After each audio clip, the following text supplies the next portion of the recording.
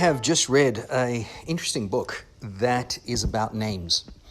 And I suggest very strongly in life that if you're not happy with your name for whatever reason, that you change it. There's a lot of reasons why the name given to you necessarily by your family might not be your name.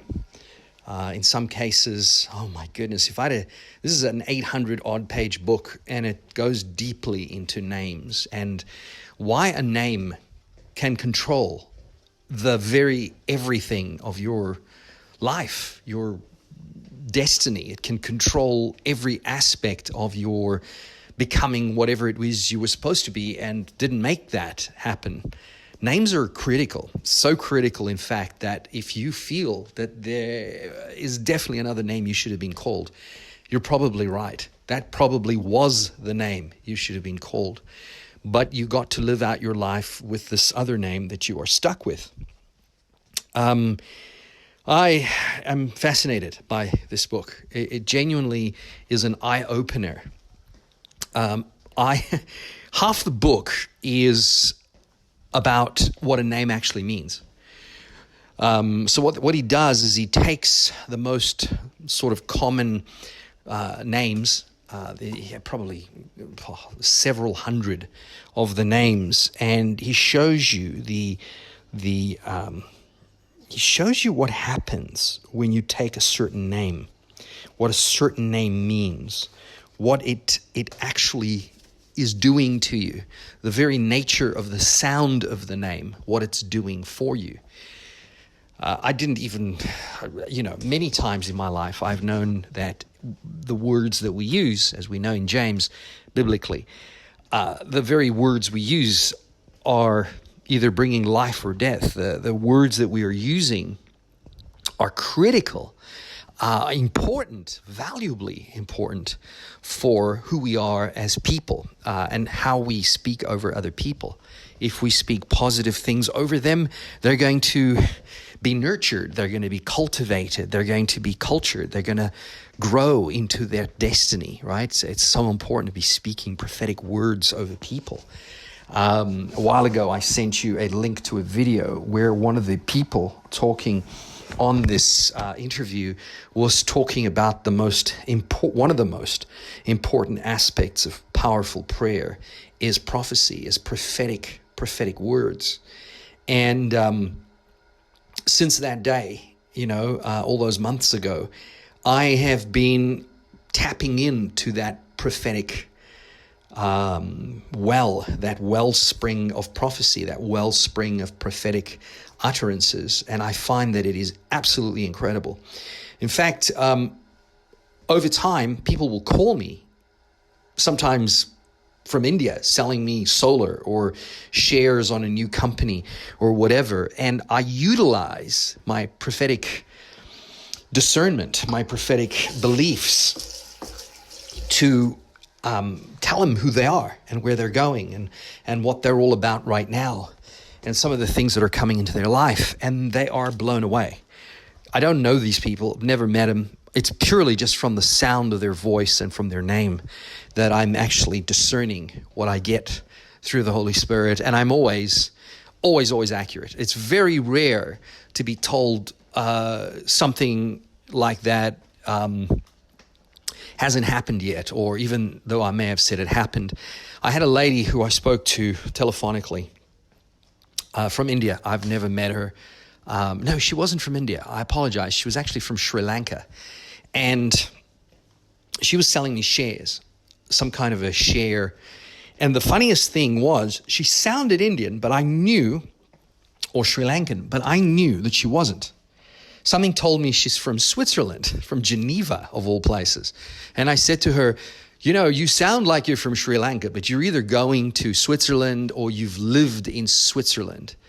And she was like, that is exactly right. She goes, I am actually Swiss.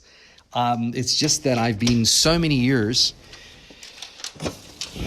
I have lived for so many years in this country that I've started to sound like everybody here.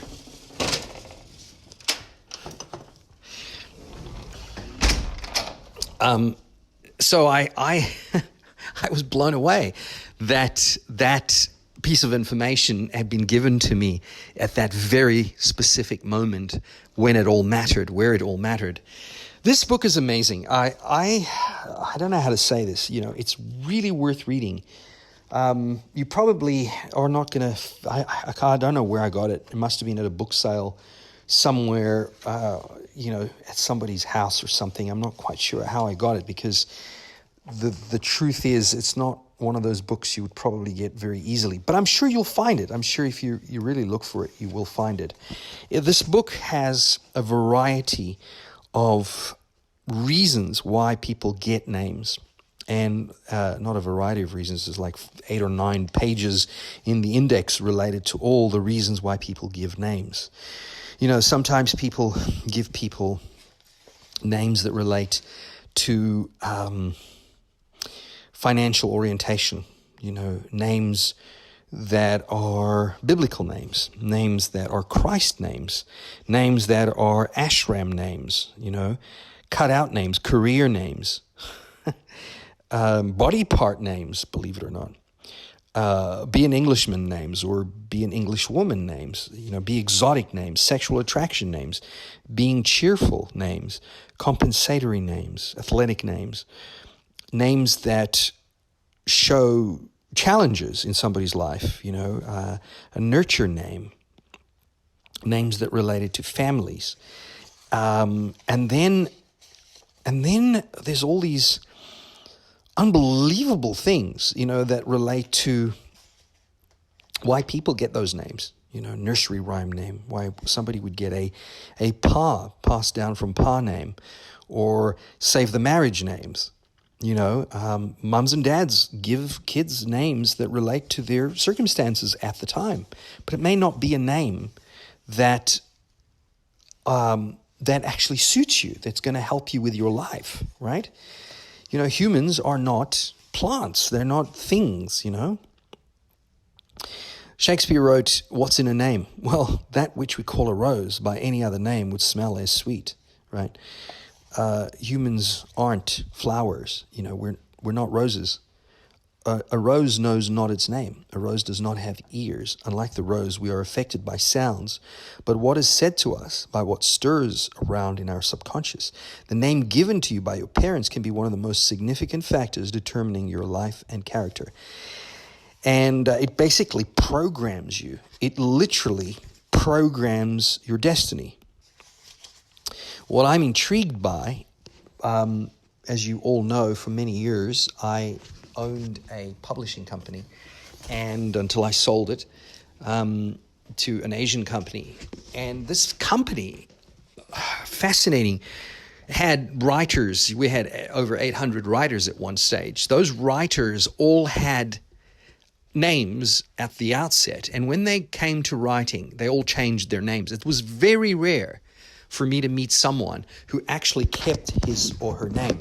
Most people who were writing felt this inexorable desire to change their name because they felt they had more freedom when they wrote.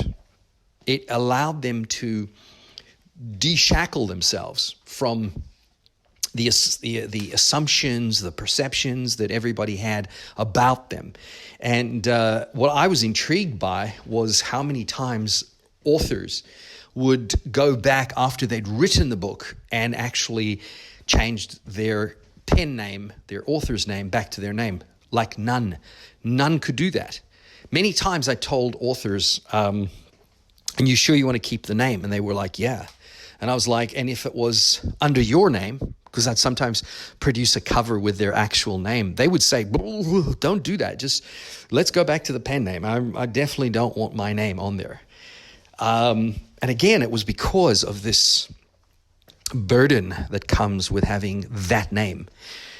I know that my life, I don't use my first name. And I don't know why. It's not because, it's my dad's name, but I don't use it.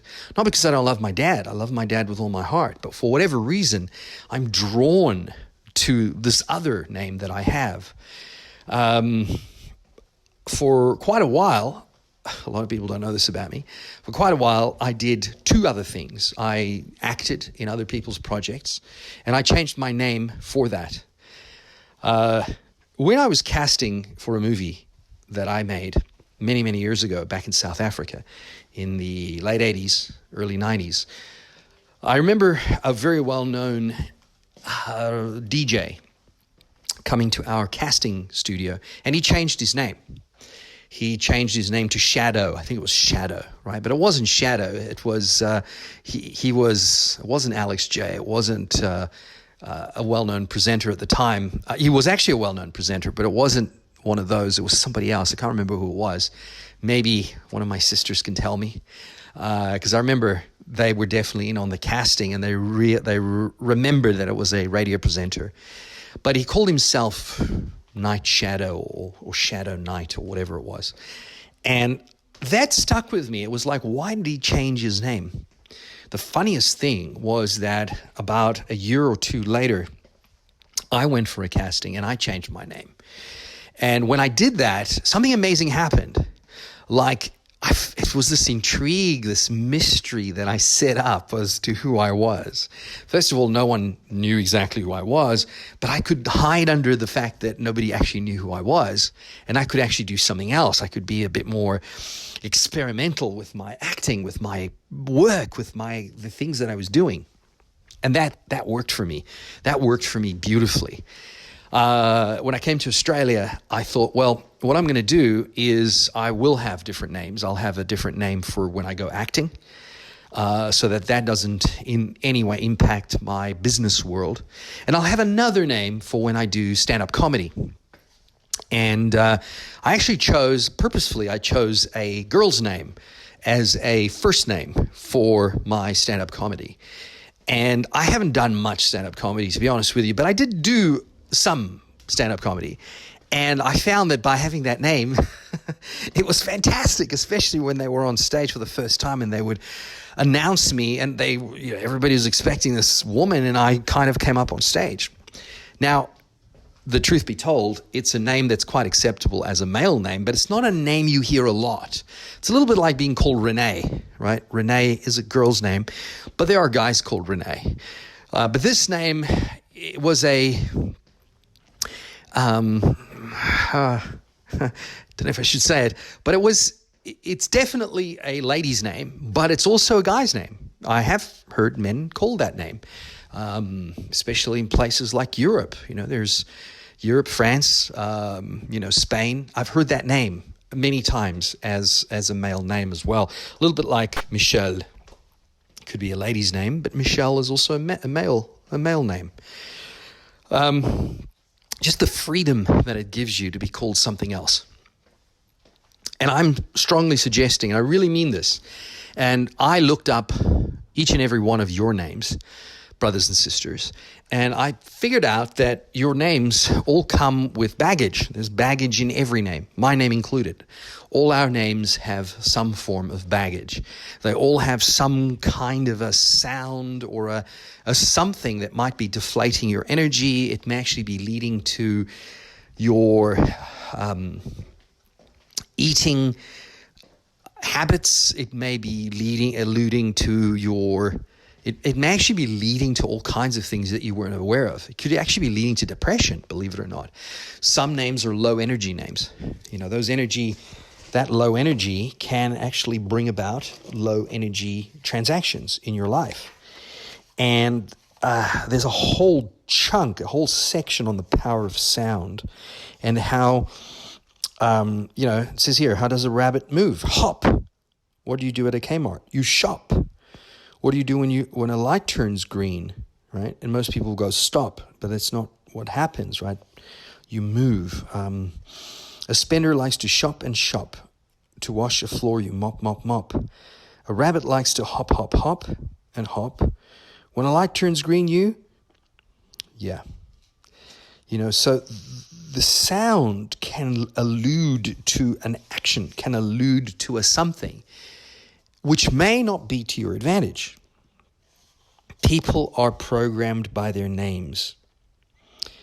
And parents select names based on how it sounded or we named them after so-and-so, or at the time I felt something, or it just sounded right, or, there was someone else in the ward at the time that had that name and we liked it. It doesn't mean it's your name, right? You would think that, I always used to believe that a name was given to us because somehow we whispered it to our parents, somehow. That, but how many times have I heard people say that they've never, ever had comfort with their names? Parents name things. At the time, they may be fearful. Parents have hopes. They may name a child based on their hopes. They may have beliefs, or they may even be in an emotional state. For some people, they have a certain association to a name. For instance, like telling a child to eat up. For them, this is a good thing, right?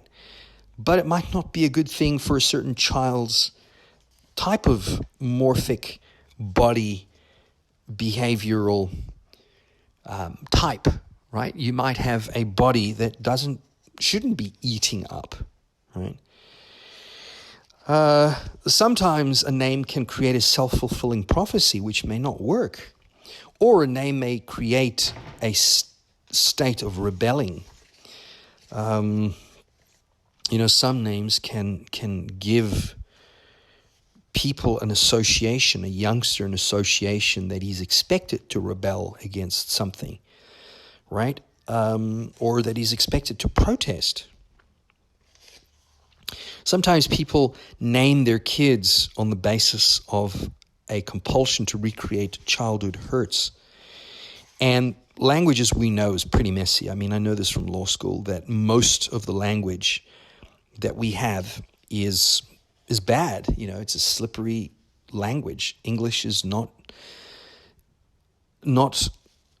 clean and sharp and clear, and it's made up of lots and lots of things, and for the most part, it's spelling. A lot of it comes from witchcraftery, and I know many would argue that, but if you understand where the Anglo-Saxonic word structures came from, and Druidism, I read a book on Druidism many years ago, and it tell you it's dark stuff, very dark stuff.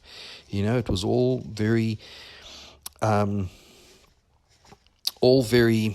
satanic, and so the other thing too is, you may be lumbered with someone's name that came before you from a past life, from 2, 3, 4 generations ago, that you may not even be aware that person was involved in things that they shouldn't have been involved, and consequently could pass on that same sort of negativity to you, right? Because your first name, middle name, perhaps, and even last name collectively could be creating a sound and an energy that is bringing about a certain kind of a reality. In some situations, names in and of themselves are okay, but combined with the surname may not actually work, right? A name can be troublesome when it comes to an industry. In Arnold Schwarzenegger's case, it wasn't. It was actually a good name to have. But for many, many years, they told him to change that name, to not go with that name. You read his book, and Arnold Schwarzenegger's book, and you realize, Total Recall, and you realize what an incredible act of faith it was to go out into the marketing world with that name. And I could go on and on and on about how names impact us, and how some names should never be given to a child, ever. They're not even names that should be given to a child. Biblically, when we see names, we realize that those names came from an area, a well. They came from a time of mourning. They came from a time of jubilance. They came from the fact that there are names made up of the two or three persons that came before that person. Sometimes God changes the name of a person biblically, from Jacob to Israel, from Abram to Abraham, right? God changes the name Sarai to Sarah. God makes lots and lots of name modifications. And in preparation for your mission, for your life's mission, your name will be changed. I'm saying to you, if you're trying to enter into another state, a new destiny, you want to move into a new direction, you really, really ought to perhaps look at modifying your name. This isn't something that's known only in the entertainment industry. It's known even in the realm of our enemy. A lot of people change their names. You look at major artists that go on to produce films or albums or whatever it is worldwide, and find acclaim everywhere. They've changed their names. Their names are not the names that we thought they should be, or that we thought they were. They've got a new name.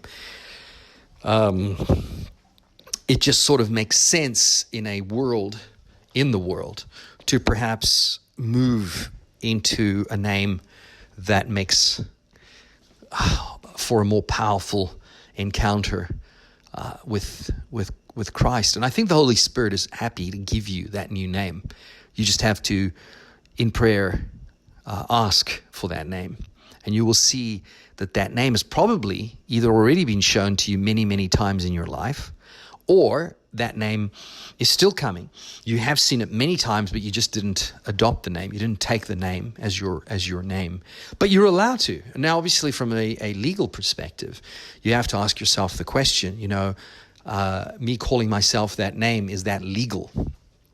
Well, this is a huge question and definitely the subject of a whole nother recording. But I'm going to give you a couple of pointers just to help you through this, because first of all, from a legal perspective, yes, if you are, taking on any form of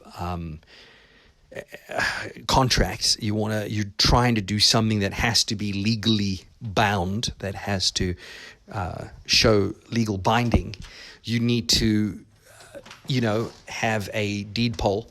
You need to have that name written up properly so that it is now recognized as the name or a name that you can now use to transact with. However, I've never done that. I don't think you need to do that. To be honest with you, you don't really need to do that, because if you are transacting, I transact through companies and through trusts. I transact through discretionary or unit trusts. I transact through other entities. I never transact personally. So there's no requirement whatsoever on my part to use my personal name or any other alias of any kind. I never need to use it. Never comes up. However, if that is your name and you've got this new name now, I still don't think you need to do any form of registration or anything. And the reason for that is because when you are doing the thing that you do, you will probably find that you will have people around you that can sign for things or can do things on your behalf. And you don't really need to do that. A lot of the people, the artists, the people that I represent as a kind of a Jerry Maguire on a very loose and small scale, I tend to find I do all of the transactional signings on their behalf. They don't really do any of that. We have an agreement, they have an agreement with me personally, but for the most part, we transact completely for and on their behalf. And that's really the extent of it. However, of course, if you don't have a massive organization around you and you've just started off, then, it is probably important to have a friend or somebody very close to you that can act as your business manager or your agent. But, just from a God perspective, I really think that it's important in life that we associate with the name that best fits who we are and our destiny. And I've got writers and musicians and creatives on my teams that have many names. They have 2, 3, 4 different names sometimes. Some are kind of okay to have one name only. But there's 2 or 3 people that I know of that have actually got different names for very specifically different things that they're doing. One has got a name for a type of film that we produce. She works with me, has a very specific name she uses for a genre of film. And then she uses a different name for another genre because for whatever reason, she feels that even that name has got associations to her other thing that she does with us. And I understand that. So, yeah, I'm very intrigued. There are lots of people out in the world that have been involved in various things. In fact, who was it? There was somebody that I was watching on YouTube, and I was intrigued when I found out that they actually had another channel, and it was also them, but they had a different name. And I was like, they've actually got 3 brands. They don't have 2 brands. I wish I could remember it just like that off the top of my head. But that was really intriguing because I didn't expect to come across that other channel where they were very involved in, but they just used a completely different name again. And I thought that is actually kind of cool because, again, it's such a different profile of a channel that they did not want to contaminate that channel with another channel identity. What do I mean by contaminate? Well, we live in a very interesting world where, from a marketing perspective, if you've ever read the Al Reese Jack Trout book, The 22 Immutable Laws of Marketing, there's very much this thing in the world where people just cannot see you doing this other thing as well, or this other thing. They just can't see you doing it. As far as they're concerned, once you've got a name and you're doing that thing, they come to know you as that, and that's it. It's woe to the man or woman who tries to do this other thing with that same name. It just kind of doesn't work. It's very difficult. It's a little bit like Julio Iglesias, who used to be a baseball player, he used to be an athlete, suddenly becoming a singer, which he did, and he was able to have his name, carry his name into that new profession. It became very difficult for people to accept that. But he succeeded because, try and say, Julio Iglesias has now gone to open up a coffee shop or a series of coffee shops. It becomes a bit more complicated now, right? So I definitely could have given you that example. I just can't remember who it was exactly, but that was very intriguing because it is somebody and they did that. I remember Will Smith, he went from filmmaking to being a singer, having an album, Men in Black. He had songs. He wasn't great musician, but didn't really transcend as a music artist. And then And it's not Will Smith, it's someone else. And then Will Smith went on to do something else. He got involved with Planet Hollywood, fast food with Sylvester Stallone and Schwarzenegger and a few others. But it's still not him. It's somebody else. But they did it very, very cleverly. When I saw that, I went, wow, that is definitely smart. Because, you know him as something, but then he changed his name to something else to be in that other industry. Also in entertainment, but he changed his name and that worked. But then he changed his name again because of this other thing that he did, which I thought was really clever. When I saw that 3rd channel, I just went, that's very clever, because I would never, ever have associated him with that. And, he's had, 200-300 videos on there. And I hadn't imagined that he was actually behind it. And I'd been watching 60 plus videos already. I didn't realize that he was actually behind that particular channel. So when it comes to me, I'll probably let you know.